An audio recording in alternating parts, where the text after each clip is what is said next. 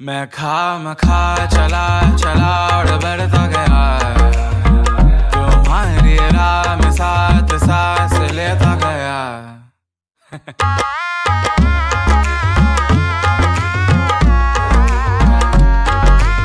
Hello guys, welcome to my channel. And আমি আজকে চলে এসেছি বড়মা দর্শনে। তো এখানে বিরাট ভিড় হয়েছে। তো 2-3 বছর ধরে প্রচুর বড়মার নামটা শুনেছিলাম, বাট এবছরে প্রথম দেখতে এসেছি। তো দেখা যাক, এখানে আশেপাশে আরও অনেক ধরনের ঠাকুর আছে, সেগুলো দেখবো।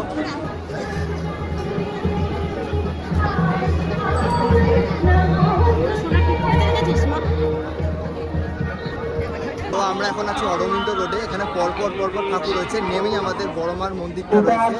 আর আমার রাইট সাইডে এইটা চলেছে হচ্ছে বড়মার বড়মা দেখার পথে অনেক ঠাকুরই পড়বে, তার মধ্যে একজন বিখ্যাত ঠাকুর হচ্ছে শান্তিময়ী মা। তো সেই শান্তিময়ী মাও ছিল খুব বড় ধরনের কালী ঠাকুর, আর চারপাশে এত ভিড় ছিল যে আমি সেখানে কোনো কথাই বলতে পারছিলাম না। আর অপূর্ব সুন্দর রূপে সাজানো হয়েছিল মাকে। মায়ের বর্ণ ছিল ঠিক কালো নয়, আবার ঠিক নীলাভ, মানে নীল কালারও নয়, নীলাভ কালো। তারপরে আমরা বড়মা দেখার পথে রওনা দিয়েছিলাম। দূর থেকেই বড়মাকে দেখা যাচ্ছিল, আর ছিল প্রচুর পরিমাণে ভিড়। এতটাই ভিড় ছিল, আমার কাছে মাইক না থাকে আমি কোনো ধরনের ভয়েস রেকর্ড করতে পারিনি।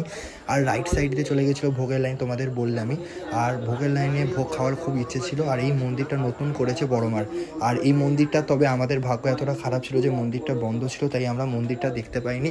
এটা কালো কোষ্ঠী পাথরের মন্দির, যেটা 100 শতবর্ষ উদযাপনের সময় এটা তৈরি করা হয়েছিল, অর্থাৎ আগের বছরে তৈরি হয়েছিল। আর এবারে তো 101 বছর পূর্ণ হচ্ছে। তো যাই হোক, এত ভিড়ের মধ্যে আমরা আস্তে আস্তে বড়মা দিকে এগিয়ে চলছিলাম। তো বড়মা দিকে এগিয়ে চলতে চারপাশগুলো দেখছিলাম, পুরো ভিড়ে ঠাসা ছিল। আস্তে আস্তে বড়মার কাছে আমরা এলাম। আর এই বড়মা কিন্তু তৈরি করেছিল বীণাপাণি দেবী, তিনি একজন ভক্তি সাধক ছিলেন। ওটা 1920 সালের দিক করে। আর এই পুরো বড়মাকে বিভিন্ন দিনে বিভিন্ন ধরনের সাজ পরানো হয়। মেনলি সবচেয়ে ভালো লাগে ফুলের সাজে, যেটা আমার মনে হয়, বাট আমি কোনো দিন যাইনি। আমি নেটে অনেকজন ইউটিউব ভিডিওতে দেখেছিলাম। তো সেখানে মাকে পুরো ফুল দিয়ে সাজানো হয়, তারপর গঙ্গাতে ফেলে দেওয়া হয়। এছাড়াও রূপোর সাজ, সোনার সাজ তো পরানোই হয়। আমরা যখন গেছিলাম তখন মাকে রূপোর সাজে সজ্জিত করা হয়েছিল। দেখতে অপূর্ব সুন্দর লাগছিল। সত্যি এত বড় কালী ঠাকুর আমি প্রথমবার দেখেছিলাম। মানে আগে অনেক নাম শুনেছি, সিরিয়াসলি খুব বড় ঠাকুর, খুব দেখতে সুন্দর লাগছিল। তেমন ছিল ভিড়, চারপাশটা পুরো জমজমাট হয়ে রয়েছিল। আর বাট আমরা কোথাও কিন্তু পুজো দিতে পারিনি। তারপর বড়মার কাছ থেকে এসে আমরা আস্তে আস্তে অনেক কালী ঠাকুর দেখছিলাম আর কি। আমরা যে অরবিন্দনগরের যে স্ট্রিটটাতে ছিলাম, অরবিন্দ স্ট্রিটে, সেখানে পরপর কালী ঠাকুর রয়েছে। তো আমরা অ্যাকচুয়ালি বুঝতে পারছিলাম যে আমরা কোন কালী ঠাকুরটা দেখছি। অ্যাকচুয়ালি পরপর তো কালী ঠাকুর ছিল। তো এটা ছিল আমাদের প্রভাত সঙ্গের কালী ঠাকুরটা। এটা আকৃতিতে একটু ছোট ছিল, বাট এর মাথার উপরে যে ঝাড়টা ছিল, মানে প্যান্ডেলের, সেটা ছিল অত্যন্ত সুন্দর। তারপরে আমরা চলে এসেছিলাম গাঁজা কালীর কাছে। এই মা কালীর বর্ণ ছিল পুরোপুরি হচ্ছে শ্যাম বর্ণের, শ্যামা কালী মা যাকে বলা হয়, ঠিক আছে। তো এই ঠাকুরটা খুব অত্যন্ত বড় ছিল, দেখতে খুব সুন্দর লাগছিল। রে কৃষি কাজ জানো না, এমন মানব জমিন রইল পতিত, আবাদ করলে।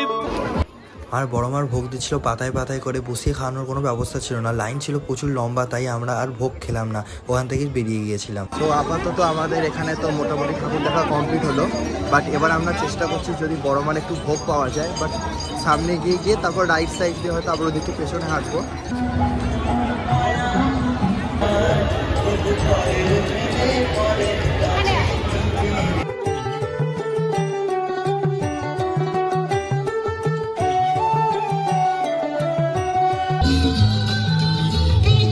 আর তোমাদের একটা বিশেষ কথা জানিয়ে রাখি, এই বড়মার যে অরবিন্দ রোডের পরপর তো অনেকগুলো কালী ঠাকুর ছিলই।